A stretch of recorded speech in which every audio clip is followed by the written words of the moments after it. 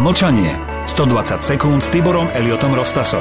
Naša civilizácia sa pomaly rúca zvnútra. Spolu s nadbytkom priamo úmerne narastá úpadok. Sociálne rozdiely v spoločnosti sa prehlbujú. Milióny ľudí aj v prosperujúcich ekonomikách žijú v chudobe, či na hranici životného minima. Chudobná vrstva je vystavená tlaku masívnejšiemu ako kedykoľvek predtým. Samo jadro spoločnosti, ktorému chýba nákupná sila, je atakované neustálým nabádaním k zvyšovaniu spotreby aj na splátky.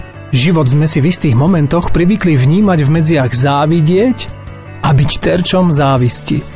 Vystavovanie lesku a luxusu, života užívaného plnými dúškami je stále hybnou pákou medializovanej psychológie marketingu. V neschopnosti reagovať na všetky výzvy priemyslu, ktorý sa sústreďuje najmä na vytváranie potrieb a túžob, napokon obeť nachádzame v samých sebe. Z prieskumov vyplýva, že väčšina súčasnej spoločnosti západu sa cíti šťastne. Zároveň však silne príval depresie a stresu, strachu a úzkosti. Väčšina ľudí sa síce označuje za šťastných, ale o ostatných si to nemyslí.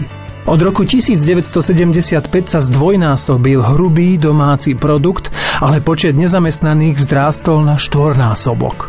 Viac ako 450 miliónov ľudí vo svete trpí duševnými poruchami. Približne 27% populácie Európskej únii trpí niektorou z duševných porúch, depresie sú hlavnou príčinou samovrážd. Ich počet na celom svete vzrástol v posledných 2 desaťročiach o 62%, čo je podľa štatistiky Svetovej zdravotníckej organizácie každých 40 sekúnd. V dôsledku samovrážd podľa Eurostatu v Európskej únii zomiera viac ľudí ako na následky dopravných nehôd. Znepokojujúce je, že samovraždu spácha viac mladých ľudí ako kedykoľvek predtým. Sme teda skutočne šťastní? Mlčanie. 120 sekúnd s Tiborom Eliotom Rostasom. Pondelok až piatok po 18:00. Viac na www.radioviva.sk.